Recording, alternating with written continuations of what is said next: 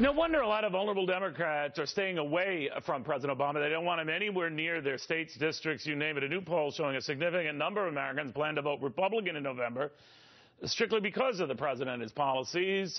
Former Hewlett-Packard CEO Carly Fiorina says a lot of that is because the White House isn't only making decisions that she argues aren't beneficial to them, but not beneficial to business, which in the end wouldn't be beneficial to them.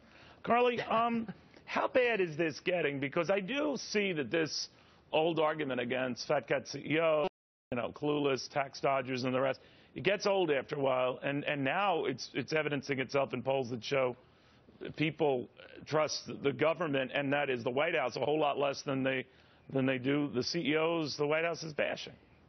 Well, I think it does get old, but more to the point, I think people understand that business isn't perfect and crony capitalism exists. On the other hand, customers have choices about whom they do business with, and shareholders have choices about whom they invest in, and those choices provide accountability. On the other hand, they see a White House with no accountability. They see big, bloated bureaucracies that are incompetent at best, corrupt at worst. They look at the Veterans Administration and say, my goodness, a business could never survive performing this way for its customers.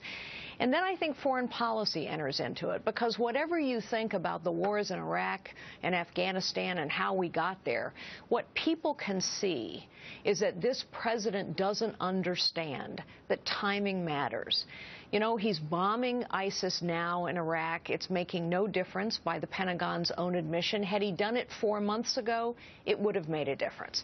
It's silly to blame President Bush and Nouri al-Maliki, not that he's a great guy, but it's not Bush's and Maliki's fault that we have a terrorist army marching across Syria and Iraq. But it is, to your point earlier, that it is this president's fault that we have this sort of pejorative about business, that we're angry at business, that they're fat cats and that they're equating all CEOs with hedge fund managers with homes in the Hamptons and all. He's doing that by design, and they're not the only ones getting sick of this sort of caricature.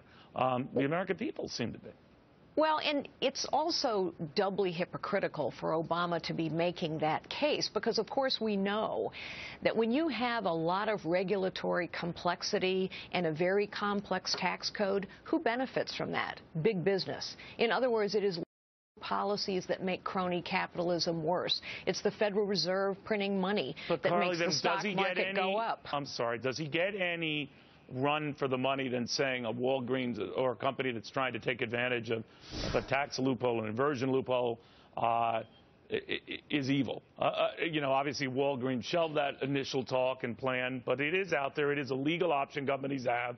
The president paints them as being unpatriotic. So is he winning that PR battle, or long-term is he losing it? I think long-term he's losing it, because there is bipartisan support for reform of the tax code. The people who are being hurt most by a complex, uncompetitive tax code are small business, which is the backbone of our economy. You and I have talked about this. But I also think people get tired and say, you know what, President Obama, you're not such an effective leader yourself. You don't make decisions in a timely way. You move in a way that's too little too late. You are not leading. The world now is ignoring us. The economy isn't getting any better for Main Street. That's on your watch, President Obama. So when you're an effective leader, perhaps you have latitude to criticize others. But when you're not effective, and he is increasingly seen as ineffective, and his bureaucracies and his government programs are seen for what they are, bloated bureaucracies that are incompetent and corrupt in too many cases, then people say, you know what, why don't you clean up your own problem before you start criticizing others? Real quickly, I'm noticing this PAC of yours has raised over $1 million. It's not too shabby, and it's prompting talk. You're either going to make another run for the Senate or maybe go a little higher. President, what are you doing?